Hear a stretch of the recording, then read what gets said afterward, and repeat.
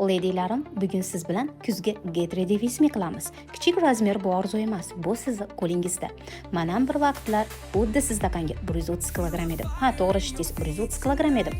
Xuddi siz kabi ko'zguga qarab, men hech qachon o'zolmayman. Kichik razmerlar faqat boshqalar uchun deb o'ylardim. Lekin ichimda juda kichkina bo'lsa-da, bir umid bor edi.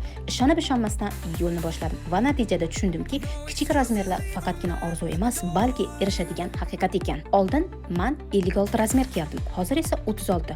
Shu yo'lni bosib o'tib, men bir narsani bilib oldimki, orzu qilganingizga yetish uchun mo'jiza kerak emas. Sizga kerak bo'lgan narsa ishonch va kichkina qadamlar. Mutaxassislarning aytishlaricha, inson miyasi o'ziga qo'ygan cheklovlarni buzishga qodir. Psixologlar ta'kidlaydiki, agar siz o'z tanangizni o'zgartira olaman deb ishonib harakat qilsangiz, miyaning butun energiyasi sizga yordam berishga yo'naltiriladi. Ilmiy tadqiqotlar ham shuni ko'rsatadiki, irodaga emas, balki to'g'ri strategiyaga va kichkina doimiy qadamga tayanish odamni mo'jizalarga olib boradi.